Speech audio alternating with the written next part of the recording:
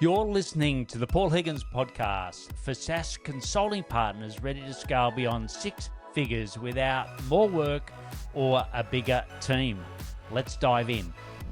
If your marketing sounds like everybody else's, you're already losing bigger deals and you don't even know about it. Today, we're here to tell you how to fix and create marketing that actually matches the caliber of your delivery. Hi, I'm Paul and welcome to episode 610 of the Paul Higgins podcast. And I'm very excited to be joined by Erica Hakonson. She's the award-winning CEO and founder of Maven Collective Marketing, the go-to B2B agency for Microsoft partners trusted around the world to deliver real marketing success. With nearly 20 years of experience, Erica has built a powerhouse agency that has been awarded with 200 awards, including Best Firm to Work With and B2B Agency of the Year, and even the top digital marketing company. She's known for turning complex technology into powerful, high-converting marketing strategies to elevate brand authority and accelerate growth. Erica is also recognized for thought leadership, featured in the Globe and Mail, and has also earned accolades like Female Entrepreneur of the Year. In today's conversation, we'll discover why positioning, not your platform, determines your growth ceiling. Most consulting partners unknowingly kill deals even before the first sales call, and how AI marketing strategies will reshape who finds you. And it's really intriguing what she has to say about that.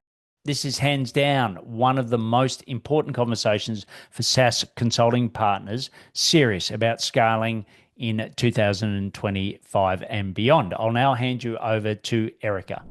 Great to have you here, Erica. Great to be here, Paul. Thanks for having me. Yeah, well, look, it's sometimes it's like finding a needle in a haystack. Really quality people that have worked within the system, i.e., on the SaaS side of things with Microsoft, and then have now gone and helped the partners. It's really hard, and particularly in marketing. If I, interviewed 100 of my clients, most of them would say, I really struggle with marketing. I've been burnt before by marketing. Agencies I thought were going to do this, did that, and it's always become hmm quite difficult. So when I met you prior to this interview, I was really excited to find someone that has worked on both sides and is getting success for partners. That's my view. But what I'd love to hear from you is what partners do you love to work with and what problems do you love to solve for them? Yeah, well, great questions and love talking to you and equally love hearing more about sales. It's definitely not in my wheelhouse. So listening to your podcast has given me some new ideas and approaches because it's not a natural thing for me. Luckily, marketing is. So I have lots of ideas around that. And we have the opportunity to work with a lot of wonderful partners that I got exposed to when I was working at Microsoft and just a community that I fell in love with. So I pursued that path and starting my own agency. So we work just in the Microsoft ecosystem. We really don't play outside of unless some of our partners have other engagements with, say, a Salesforce, an Acumatica, and NetSuite, those types of things. And so we work with CSPs, ISVs, SIs all over the world, as close to you, Paul, in Australia, New Zealand, as far away as, one of our first clients was in Lithuania, of all places. We're here in Canada, have lots of partners across North America. Luckily, in this global economy, we have the opportunity to work with so many different partners. And what we do with them is really just establish what makes them unique. There's 500,000 partners across the world. And that's a hard place to differentiate when somebody might be trying to compare apples to apples, like I said, Australia to Lithuania. And so we really work with them on defining their category of one, what makes them unique. You're servicing the same products with Microsoft, you're partnering with Microsoft. So really, what value are you bringing your customers? And we do that through strategic marketing and messaging. We do that through lead generation. We do that for go-to-market campaigns, sales enablement. We're there from day one of what's your value to, how are you bringing them on board and keeping them? Right. And of those components, what do you find is the hardest part? Out of what you Ugh. just mentioned of that whole marketing Yeah, funnel, what do you find the hardest part? I could say peeling that messaging out of the partner can be the hardest thing to define. One, because often we're not meeting startups that are all of a sudden investing in this type of opportunity. We're meeting with people who've been in business for a while, who think they know exactly why people work with them. And then we go interview their clients. and their clients tell us something totally different than what they're envisioning internally. And then it's a kind of gives them confidence issue. Like, wait a minute, I've been selling the fact that I'm a Microsoft partner for so many years, but my clients are saying they work with us because of our deep bench of really technical resources, which is agnostic to what product we're delivering. And the fact that they can call us and we can find someone in our bench that can come back within 30 minutes and give them an answer to this really technical question they haven't been able to solve for months. Like, okay, how do we talk about that? That's not what we've been saying. How do we pivot? And nothing that we have is right. And it just seems so overwhelming and so much change that often partners kind of get stuck there in that, like, well, do we want to make this much of a shift? And then we're able to lead them into what could it look like if you weren't tying your entire value to Microsoft? What if you could say that your partnership with Microsoft is of great value to your business, but it's not why your business exists? Yeah, great. And listening to Erica, reminder, it's episode 610, and I think this is what you're going to talk about today around Microsoft. I think you can just remove the platform, and because it's the exact same. And I personally, that's what I've certainly helped people with is you're not a Microsoft, Salesforce, whatever partner you are. You're someone that has got a unique way of solving a particular problem for someone, and you get them the result. We might have talked about this off air, but for me, I came from the Coca-Cola world where you had to get very good at marketing because it was sugar in a can, right? Ultimately, or water or whatever. It was a very, very simple product that you were selling. So you had to get really good at your messaging and all of that. Whereas I came to the SaaS world and it was like, well, we're so, there's so much technical that I actually haven't got to the marketing part yet. I just haven't got through all of that. And that's why, I think getting someone like you to help get through that is vital. And what are your thoughts on what I just said? Yeah, I think you're absolutely right. A lot of founders that we meet with or, early executive teams do get stuck in the technical components and they kind of forget to talk about the business value or the business outcomes or the actual challenges that they're encountering. And of course, sure, in this case, in this ecosystem, we solve it with technologies, but really the business problem, that the challenge they're encountering is so relatable. It's so relatable for companies of all sizes that if you can hit the nail on the head from the marketing side of things to even get them to pique some curiosity so you can educate them on potentially a solution that they may not even understand. Like it could be way over their head the way that you're solving it. But if you can get the basics of, hey, we understand your problems, we understand your industry, we know how to solve them. We'll speak to your technical side on what that looks like, but here's what you can expect as an outcome. It's something that doesn't have to keep you up at night. It's something that you don't have to be doing manually or be having all of these human errors as a component of what you're doing. Like, let us show you a different way to move your business forward. And maybe that means you're not investing and outsourcing this thing anymore. You can actually insource it with some automation. Yeah, so true. And I think the other thing is, to me, marketing, the simplest way is you're selling to people when they're not in the room, right? Or you're having a conversation with people when they're not in the room. And I think, a lot of partners, it's great that you got referrals. You sort of get to a certain point, but that caps out. And then it's like, oh, actually now I have to have a message that resonates when I'm not in the room, right? Because it's easy to do it on a call. And I think that's where people sort of hit that ceiling of, oh, okay, now I've got to rely on the marketing to do the heavy work for me. And I think the benefit of that is around the qualification. So a lot of partners saying that I don't like sales. You don't like sales because you're talking to the wrong people, right? And if your marketing worked harder, you wouldn't have to talk to the wrong people. What's been your experience of that? Yeah, that's a great point for a good marketing. Like if you could pinpoint the fact that you are starting to have conversations that are meaningful and you're not kind of meeting with all these tire kickers, that it's not a data-driven evaluation of whether or not your marketing is working, but it is a good gut feel evaluation where you're having these conversations that are leading to more opportunities and obviously more deals closed. I completely agree with that. It is, marketing is also happening when you're in the room in a different context, like lots more virtual events or setting up for, speaking sessions and those types of things. That's That's more brand awareness. That's more, trying to generate leads and things like that. But a lot of the work that we do with partners is enabling them to show up in places they never showed up before. So they have the opportunity to be open to new audiences finding them. So I mean, again, I'm going to give a Microsoft reference, but this exists in all ecosystems and in all industries. But we set up marketplace listings for Microsoft partners so that this is a third party validated platform where Microsoft is saying this is a valid solution to a problem that you've identified.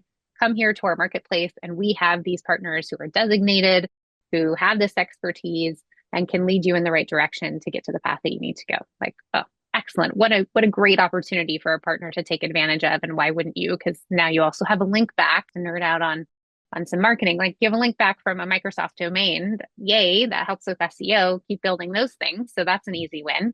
And then, on your own platforms to be able to talk about the work you've done with other clients, to talk about, some kind of project that you've worked on that was a success that was innovative, or to even have thought leadership around how AI is shaping a certain industry or shaping some kind of process automation that you hadn't thought of before that's then leading to something else. Like these are all ways that you're opening up opportunity for new people to find you, especially if you can work with a good marketing firm that can help you search engine optimize, that can help you answer engine optimize. So now we're in an era we actually have to start feeding those AI chats the way that people are prompting. And so you have to think about that in a different way with marketing, because as we've been tracking it over the last year or last 18 months, that volume that we're getting in from AI chat responses is a wildly different number than we were getting 18 months ago. So not something you can ignore, but highly recommend that you're working with an agency that maybe isn't going to bring you the thought leadership that your internal technical team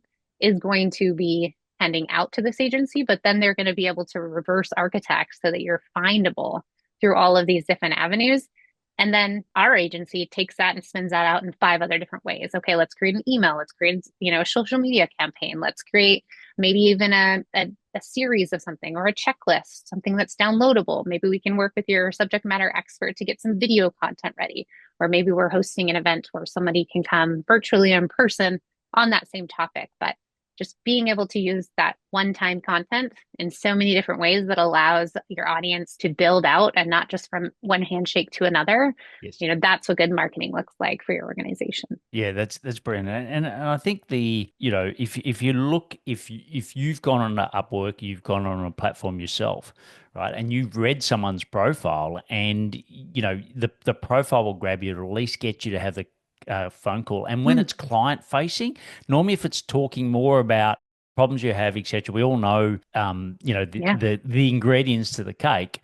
But then you're more likely to follow up on that person. Well, it's the exact same thing when someone hits the marketplace, whether it's Microsoft, Salesforce, doesn't matter, right? Those first impressions really count. And I think that's where a lot of partners, I go on and look, when I get my first client, I go on and have a look at all of their footprint, where it is. And one thing, it's often different.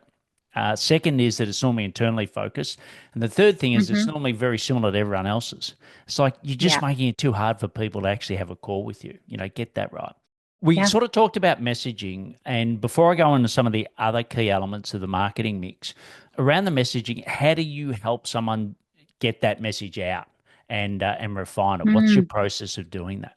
We have a package we've put together that we've taken many partners through called a brand messaging framework, probably something you're very familiar with, Paul, but it does take quite a few internal interviews, quite a few external interviews, some competitive analysis, putting together, core themes, looking at what they have out in the market today, identifying the real reasons that customers choose you and continue to work with you. Some of the more difficult ones are if they're trying to make a pivot in industry into a different sector of that industry, like, okay, where we're asking people historically why they've worked with you, but we're also going this direction to try to find new people. How do we synthesize all of that information?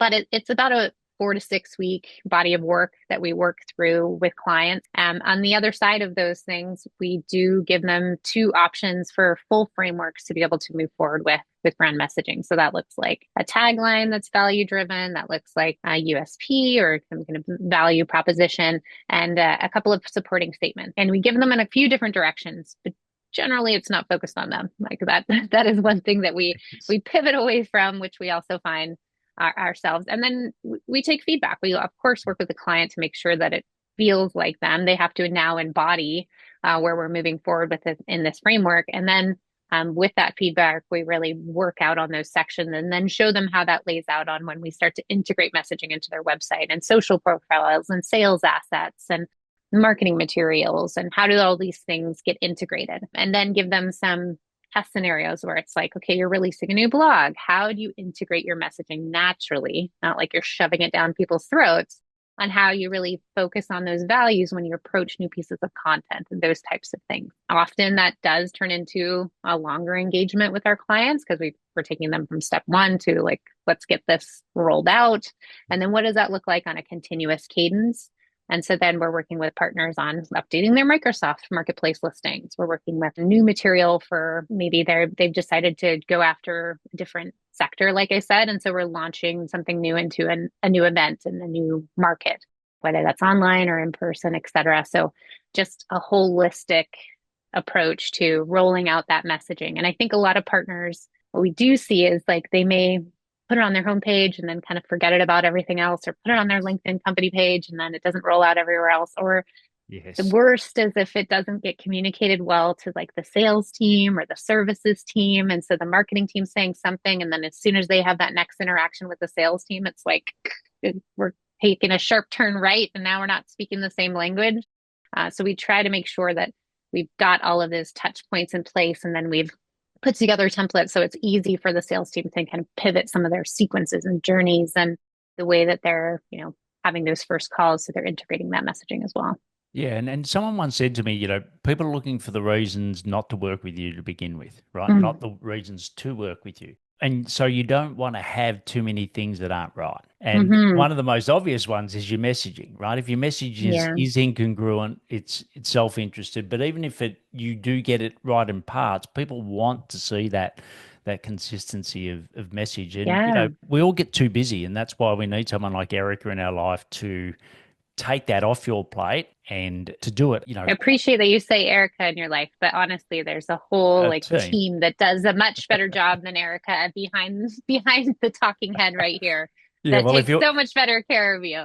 True. But if you're watching this on YouTube, Paul Higgins Mentoring, you'll see Maven up the top. So it is the Maven Collective Marketing Group that help. But we need someone. Now, the thing is that a lot of people have great experiences, right? And sometimes that makes them very nervous also to engage with you. So I'm sure you've come across that. How do you help people get past that? Yeah, it is probably, in my sales world, it is probably the biggest obstacle to overcome. It's not that they aren't interested in working with an agency, or it's not that they have too many, inbound resources that they just don't need. It's usually that they've had a really bad experience with an agency that didn't deliver what they wanted and they felt like they got ripped off. And that saddens me because there's so many great agencies, and I have so many friends that work in this space that are excellent agencies that deliver different value points to work with. It is really disheartening. And I'm sure you've had the same with sales consultants where you come into that situation and you're like, they ruined it for the rest of us. It is really relationship building. And that's kind of it from a nutshell. We have worked with so many outstanding partners, and we do have case studies and testimonials and reference clients. And I'm open and always asking our prospective clients to reach out and talk to, or read material or watch this video from one of our great clients. We have really long-term clients, some clients from inception that we still have. And so that speaks to how valuable we are to our clients, that we've been able to work with clients for that long. And I think the other thing is getting to meet some of the team and getting to speak with some of the really creative and strategic individuals that you're going to be able to work with, and knowing that they've had these outcomes for other team members, and how long our team members stay with, we're not turning over people. So you have a new count person every week. It's people that really invest in your business and really take pride in your wins and, want to be a part of your team. And I think that stands out for clients that we work with. And I think it comes across. And when you have interactions with us, even if it's just to shake hands at an event, or whether we came across each other on LinkedIn, Paul, and we're able to connect that way. I think that those types of just interactions are different and they stand out to prospective clients. Just like I say, you probably have that scenario in a sales way, and that's where the difference is felt for the clients, even when the hesitation is, I've been burned and you're an agency. Yeah, totally agree. And, you've gone, whether you say niche or niche, I'll say niche, you're specific to Microsoft. I'm specific to SaaS consulting partners. So when people Yeah. come to me, they know that we've got this deep expertise, right? And I think Yeah. that's one of the reasons that it makes it easier for someone to trust you more because you've got that, as you said. But what about clients? Your clients are the Microsoft partners. And if you look at the SI perspective in particular, do you think for them, is it better to pick a specific niche or vertical Mm. or to be more agnostic? What's been your experience? I mean, if I'm going to toe the party line of what Microsoft would like them to do, they should be verticalized because that's been the way that they would like partners to be since I worked at Microsoft. So Yes. long time, won't tell you how long. I honestly think, just as you called out in our scenario, strongly differentiates us that all we do is work with Microsoft partners. It is a often when I meet people for the first time, it's like, how did I not know you exist? You're out there and this is all you do and you can bring in other insights from other partners. Like, how is it possible that you've been and that's usually the conversation that we're having, not tell me what your agency does. It's usually like, how is this possible that you've been here so long and I still didn't know about you? I think that's the same conversations that SIs could be having when you get really specific about what you're very good at, and then you're having completely different conversations from day one. It's Yes. more like you've been in discrete manufacturing for 15 years. How is it possible that I've never come across you being in this space, having this very technical aptitude that we obviously have needed for the last decade? Like, it really changes all conversations. And it also allows you from a marketing perspective to get really specific about your topics and, the type of people you're attracting because you know their exact needs. So rather than casting this really wide net where it's like, well, manufacturers could be worried about that, and these consumer packaged good products could be worried about this, and retail could be worried about that. Like, that's such a wide net to have all the answers to, that it makes your decisions about marketing and sales so much easier to have that niche, and it differentiates you from day one. Yeah, totally. And looking back in my corporate career with Coca-Cola, I was always thinking, consumer. Through the consumer lens, we are constantly then the client lens and then finally ourselves because we Mm. used to be, quite rightly told we were arrogant. And yes, we did. We had huge market share. We were, I suppose, like Microsoft used to throw our muscle around, but we learned that that wasn't the Yeah. best way to do it. I Mm. think you articulated that really well. You got to look at both perspectives. A, it makes it easier for you to sell and market Mm. internally, but most importantly, it makes it easy for people to buy because they can then Mm. trust and know you. So I think that's a really good point. And look at both sides of that. Often we only look at the sell side. We don't actually look at the Yeah. buy side enough. Yeah. You talked about some of the, I suppose, strategies under the marketing umbrella. Talked about the marketplaces, the newsletters, the lead magnets, the podcasts, the host events. Let's say, I don't know, we used to work on Coke and 8%, but let's say we're working on a 4% of revenue is rough rule of thumb. So, 40,000, I've got $40,000, I'm doing $1 million of turnover to spend a Mm. year. Is there any rule of thumb as to which Mm. ones are best, or is it depending upon where the niche is? Like, give us a bit of a perspective on that. Yeah, it's a really good question. And I think if I had the answer to that question for any person that asked it, I would be, I don't know, retired on a beach somewhere. I'm not sure. It doesn't work the same for everyone. It doesn't. Yeah. It doesn't even work the same for me from agency to agency, right? Because my target market can be completely different than I'm in a beautiful town outside of Vancouver, and you wouldn't believe how many agencies are here. None of them focus on what I focus on. But if we tried to do the exact same marketing tactics, mine would fail following the person's down the street. So it is really specific to each partner and who they're targeting. And that is one reason we don't really, if you come to our website, we don't have a lot of packages. We don't have a lot of package services like come get your SEO package for X a month because it just doesn't work like that. I mean, sometimes long form blog content is all someone needs to add to their marketing mix to really drive more visibility and get really specific about who they're after. But often it's a mix of different things, and it does matter what you've done before. So if you have a really worn out email marketing list and we decide we're going to come in and do an email marketing sequence for you, well, that email is probably not going to do that well because you've over emailed that list and it's tired and people have unsubscribed and maybe undelivered or you haven't kept it clean. And so everybody's at different email addresses. Like there isn't something, or even paid media, it's so different from like micro industry to micro industry. And so there is a lot of learning and testing. One of the things we often do with clients is do a performance audit before we start working with them. So we have an idea of where they're starting at. What's their benchmark? Because I could give you a benchmark of every partner we worked with, but their size could be under 1 million to closer to 1 billion. If I told you to do the things that we're working to closer to 1 billion, would that help would that help your business move forward? It probably wouldn't work the same. Like we're starting at different entry points and you may not even be going after the same customers. But what I can say is for a company that size, what we do find is that they probably under invested in marketing up till now. Because if it's that size, there's probably been an owner doing a lot of the marketing. And so they're doing it off the side of their desk. So consistency hasn't been something that they've been able to hit because the owner is responsible for everything. So the first thing we would try to do is, of course, get the messaging right. Make sure whoever you're talking to that you have the right messaging for, and you've got those pain points addressed, and you've got those business outcomes addressed. But then work on consistency. And so for $40,000, I wouldn't say go pay to play because that can burn pretty fast.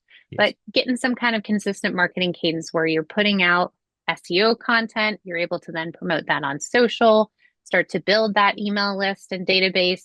And, maybe you can show up on a Paul podcast and be able to promote things like reaching out and being featured by third parties. Maybe it's showing up at an industry event and then having more content that comes back from that. But getting yourself on a content schedule that is regular. So you're putting out content at regular rhythm. So you can see things like organic search traffic go up, and then like things like leads follow. And then some customers that may have gone dead a little while ago, gotten some emails from you, and they start to come back into the picture because you've sent them something that's now more relevant and interesting. And then you're reaching out more on social and maybe connecting to other networks via LinkedIn and able to, cross promote that even further. Like those are the types of things that I would just say getting consistent when you've had that off the side of my desk style to marketing is a good way to start to just get that foundation built, making sure your messaging is there. And then, even auditing what you've put out there. Is there something better I could be putting on my homepage that's more relevant than who I'm talking to and what I'm doing today? Like some of that cleanup is really where you focus, and then you expand from those early wins when you start to see what's working for your business. Yeah, and the analogy I often use because of my health history with my transplant is, doctors versus surgeons. And, I think the analogy applies here where sometimes the frustration you've had with an agency is because you've gone to a GP that's got 1 million clients or they've got 1 million patients waiting and they just want to quickly give you an answer. Here's a tactic, go and take that pill. And it's not that they're doing anything wrong, but that's just their model, right? Whereas, Erica and what she does is more of the specialist where she does actually fully diagnose you and then says, okay, for your specific niche, et cetera, and for your experience and what you're good at, et cetera, and what the client needs, well, this is the best avenue. And what I'm hearing from you is it's more in that getting that selection right than it is with the new shiny objects. Like it sounds like there's not one thing at the moment that's really moving the needle more than anything else that no one's ever come across before. Have I sort of got that right? That's right. I mean, there's a flavor of AEO we're trying with all of our clients right now, just because we're seeing that needle move. But if I told you to go write everything for AI right now, you would have a huge fall off in traffic for everyone that's still using Google the way Google's been used for years and years and years, or DuckDuckGo or whatever. It is something that we're integrating into the mix, but it isn't something that we're solely focused on. So for example, we're adding a fact section to every page that we're putting on a website because we know that, again, you're not prompting AI the way that you're writing in Google. So it's really like trying to spread the needle or spread the net a little wider because people are behaving differently. It's kind of the same situation as when, voice became asking through search. People use their voice differently than the way that they type. So there was an adaptation for that. Some people use Alexa more and not so much relevant in the industry that we're in, but irrelevant into a lot of industries where you did have to adapt. And so sometimes that's just instead of taking this one or two keyword search term, you're now spreading it out to 5 or 6 ways that you're trying to attract an audience using the same net, but the net just got a little bigger at the top. Yeah, yeah. And for me, this is once again subjective, not objective, but I get the sense that as research and deep research gets easier and easier with AI, that means Mm-hmm. that you therefore by default have to stand out more and have a clearer proposition, because I think the AI is going to reward that more and more, because you will be Yeah. appearing in more and more of those searches. So that's my anecdotal and Yeah. I suppose more of a gut feel. Have you got any facts or any evidence to back up that? Yeah. I mean, we have been doing presentations on AI. I mean, we've been testing AI for, I guess now the last like 30 months or so, because of Yes. course, for content creators, which that is one of the things we do, that was one of the early targets for AI was like, how is a content creator going to exist through AI? Well, the fact of the matter is, it's just kind of mulling through a bunch of content and then spewing out the other side things that have already been said, which is still good. It's not terrible. Actually, AI and a lot of AI are very good writers. They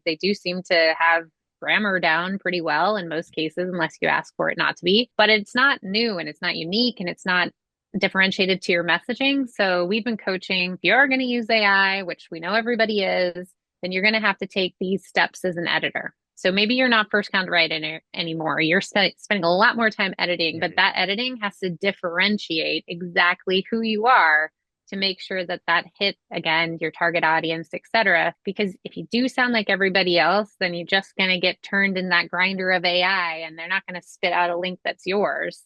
It's just going to be, I could find this anywhere, and I found it on 10 sites. Great, this must be the answer. Yeah, yeah, it's great. And I love someone I heard on a podcast recently said red pen versus black pen. So, we used to be black Mm-hmm. pen where we'd originate everything Yes, ourselves. Now we're more red pen, which is editing absolutely. what it's done. And, if I think, and just a reminder, we're talking to Erica, episode 610, is, I think to really win. And if you really want to step up your game, it's sort of three things. So one is because you've got an incredible amount of knowledge yourself. Then you've got the AI that helps you draw that out. So you've got client calls, you've got sales calls, you've got all this knowledge that the AI can then leverage on. And then Yeah, you put your specialists like Erica on top of that, then to really do what I don't think AI can do at the moment, which is all of the knowledge that you've got, because, Erica's knowledge isn't sitting on AI, right? Like she's got a proprietary to her and her team, the Maven team. yeah, That's the secret sauce that you put on. And I don't think AI has just sped that up, but I don't think fundamentally it's changed it as yet. Yeah, you tell absolutely. me your That's thoughts been our based on that. experience. Yeah, that's been our experience. I mean, we're always pulling in subject matter experts, and whether they want to use AI to jot down their notes or not, that both work for us. We interview them too, whatever they have time to do or however their thought process goes. But yeah, I mean, most of the time when we're editing AI, it's a real bloody mess at the end. Like it's got great ideas, the meat's there, but it may not be in the right order. It doesn't focus on the messaging. We're not really pulling out the best points. Yeah, that red pen is strong when we're editing for AI. And then AI, it doesn't do any SEO or AEO. I mean, I'm sure it's kind of prompting for itself, but it's not prompting in a way that, we're really focusing on topics outside of what we've talked about up here. It's kind of just regurgitating the same thing. So all of that technical work of being findable through different engines still has to be done because that metadata isn't existing in that format, at least not yet. And the times we've tested, it's still not good at it. Yeah, yeah, brilliant. Well, look, I'm sure we could, talk for a lot longer, but what we're going to do is pause and thank our Yeah. sponsors, and then we'll come back for the rapid fire. Running a SaaS consulting business can feel like a never-ending grind, hunting for clients, pricing your service, and delivering non-stop. But what if you had a proven system to unlock bigger deals and scale without being trapped in delivery? That's exactly what I break down in my free 3-system training. 1, the high-paying client engine, a lead gen system that attracts high-value clients on autopilot so you're never chasing low-quality deals again. 2, the 50K customer lifetime value blueprint, CLV. How to position and price your solutions for high-value engagements without turning into a pushy salesperson. And 3, the scale without you framework, the simple steps to reduce owner dependency, offload daily tasks, and escape the daily trap. The Scale Without You framework. The simple steps to reduce owner dependency, offload daily tasks, and escape the delivery trap. These are the exact strategies I've used with top SaaS consultants to land bigger deals and scale past 7 figures. If you want bigger deals, better clients, and more freedom, grab the training now at paulhigginsmentoring.com/deals. That's paulhigginsmentoring.com/deals. Watch it today and start making bigger moves in your business. So, Erica, ready for the rapid fire? Ready for the rapid fire. All right. So what are some of the daily habits you do to drive the Maven Collective Marketing Group ahead? I have a very talented, responsible team, so I'm able to check some of the systems and tools we use, so I don't bother them with the very, very tedious questions. We were just talking about a little bit earlier, Paul, that you're platforming to a new platform. I'm still on ClickUp. That is a central tool for us. It's one of the 40 central tools that we're using in a day. Yes. And so that's definitely something that I'm following up with at night and, checking in the morning. I do a lot of work night, morning, just based on being a working mom. And sometimes my schedule is a little scattered. This is going to sound like a weird daily scale habit, but I do a lot of send at 8 a.m. My team sometimes knows how often I've been on late or in the morning because like, ding, ding, ding, ding, ding, like everything happens in Teams and Outlook and ClickUp and all of these things all at 8 a.m. just so I'm not bothering them outside of their working hours, but I've gotten the thing out of my head so I can sleep at night. Yes. And that's a super, just for me, managing the team all in different places. We're across North America. Lots of us are in Vancouver, but we have some in the States and different time zones and things like that. Like that helps me get what I need to know out of my head without bothering anyone during their off hours. Great. And where do you go to find out more about, in particular, around us? Let's sit on the angle of marketing for your clients. Where are you getting your research from? Yeah, we actually spend a lot of time on this, and it's in a variety of areas. So obviously with the marketing side, because we are often the expert of what Microsoft is rolling out for partners, because we're so deep in the ecosystem, we work with so many partners, and most of the time there's no one internally on a partner side that's, sometimes we work with people that have like a strategic alliance director. That's a pretty big company that can afford that salary, right? Yes. So some of the smaller ones are looking to us when there's, a new rollout that's an opportunity for them to give them advice on how to use co-op funds, et cetera. So, we have a team that's staying up to date just on what's happening with Microsoft partners and their ecosystems. We have other teams that are constantly staying up with, we're a Google partner, so we have to know everything that's happening with Google advertising. We're a Microsoft preferred ads agency, so we have to stay up to date on everything with that. We're a HubSpot partner, so we're up to date on that, Active Campaign. So yeah, the list could go on. We're Dripify affiliates, all of these different platforms. And the great thing now about just the tools that we use is that they invest so much in education. So often when you're just getting up to speed on recertification in some of these areas, you're also learning more about specific opportunities with AI, specific opportunities with extensions that take you into a different realm. And so we actually individually assign on our team knowledge holders that are responsible for those different avenues. And then internally, we do lunch and learns. Yeah. We try to do them as often as possible. And so that's every kind of monthish. And those off weeks, we do just discussions on what new is happening in different markets. So last week, we were talking about specific AI tools that we had used kind of both inside and outside of work and what people were using them for and how we could use them for our clients. And so those are kind of like end of Friday discussions opportunities, bring your own beverage and have a discussion around what everybody's doing. And often you learn a lot about your colleagues too, because they're doing cool things on nights and weekends that you had no idea they were doing. Yeah. Brilliant. And if I could grant you one wish for Maven Collective Marketing, what would that be? Oh, well, if every Microsoft partner could know about Maven Collective Marketing in the world, and then I would just be able to just bat them off as we got to select who we were. No, just kidding. One wish, I think where we struggle as an organization is really around being able to both deliver outstanding quality work while still focused on bringing in, and this is going to be so common to every business owner, Yeah. while still focused on bringing in quality prospects. Every service company goes through this. And if you have cracked this nut, please email me or go on our website and let me know. But we'll get these amazing clients that we have for so long, and maybe their budget shifts, or maybe they do hire someone internally and they have an opportunity to build an internal team, which some people do, and great for them if they've kind of gotten to that area of their business and that's what they want to do. And in the meantime, when we've been delivering all of this great work and helping them grow, like this part of, prospecting and growing new business is not being worked on because we're so working on delivering excellent service. Honestly, that like balance of how we keep things consistent as a service company on both sides of the business would be the wish that I would just Yeah. love to know how to. It's just a huge gap in between, I It feel is, like. it is. And without going down a rabbit hole, I think fundamentally that's why our margins are what they are. So if you look at a Yeah, SaaS margin, it's obviously a lot higher, but it's more of a capital investment to get one. But they're high totally. because they don't have that. Whereas I think that's built into our profit pool and that balancing the two. But I think if you're listening to Erica and you're saying, well, actually my problem is I really have a great team, but then I just don't have enough work. I think that's where you got to start to pull the marketing lever. I think that one is more obvious. Balancing the two. I The mean, last, and we pull in for marketing. It's just the sales.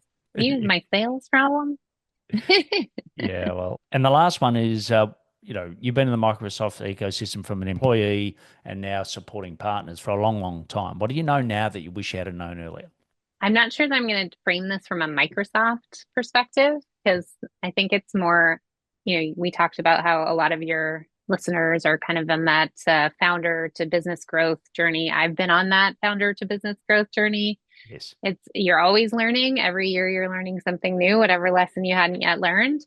And one of the things I reflect on is that I was, a bootstrapped, helped an organization that I was a marketing director in exit and build my organization out of that exit, and then kind of bootstrap my way into consultant to, a little bit bigger, and now a much larger organization than I thought we were going to start as. Yes. And I didn't take out any finance for this business. Like it was a very, maybe it was an intentional slow growth because I also had personal things in my life, like Yes. kids and other Yes. things that maybe Yes. I wouldn't be able to scale as fast. And I do wish I would have looked into some investment sooner in my business journey and hired employees sooner Yes. than I did, and had a lot more resources available to me sooner than I did. And I did venture out and found a SaaS company, as you and I had discussed, and that was a different experience. And that was, bootstrapping again, but then also looking into early investors and things like that. So I think that opened my eyes to I something I didn't really consider as a possibility, but I should have. And so if you're in that early stage where you're feeling strapped both on like resources and time and also delivery, whether that's SaaS or whether that's service, I really think that it's a great opportunity to be able to grow at a scale that it's very hard to do bootstrapping. Yeah, totally agree. And I think sadly, a lot of people have money sitting in the bank, but they actually using that. And let's face it, interest rates are so low. So if you trust yourself that you've got brilliant delivery skills, you've got brilliant technical skills, and you got some money sitting in there in the bank, or you've got access to get money, Yeah. Yeah. then if you trust yourself, then go and invest in marketing. I think that's the perfect time to do it. And it's really just spending something that you're going to get multiples of in the future. And that's, the way you look at it. And people used to say to me at Coca-Cola, why do you guys continue to market? Everyone knows Coca-Cola. I'm like, That's yes. interesting. Yeah. Good Uh, question. yeah, but we're share of stomach. Or we used to call it share of mouth or share of stomach, right? We're Yeah. always competing against what consumers' wallets or credit cards are spending on, right? So it's Yeah. not that we're competing against other beverages. We're competing against the whole, all of the food and beverages that goes into it. Yeah. to a human. So that's why we had to constantly invest and stay ahead of the curve. And also, we had to continue to grow. People used to say Coke sells itself. I'm like, yeah, but it doesn't sell itself 10% more every year, right? Right, right. You got to market and do it. And you look at Microsoft, Salesforce, Coke, Yeah, whatever the those are examples. those are well known. Yeah.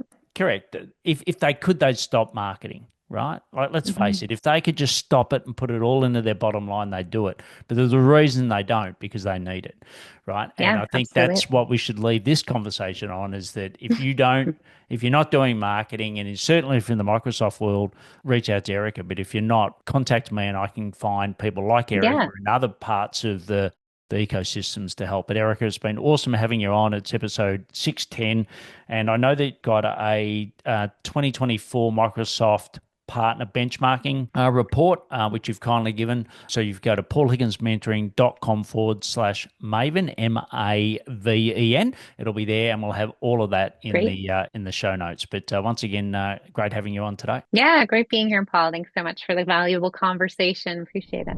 What a great conversation with Erica, and I hope it really sparked your enthusiasm to think about your marketing, because marketing is no longer an option, right? It is critical, and the difference between partners who plateau and those that are really successful are the ones that leverage marketing. And also a huge thanks to Erica for sharing the strategies that actually move the needle, especially around AI. She's been doing it for 30 months up until this podcast, and she continues to do that. So please tap into that.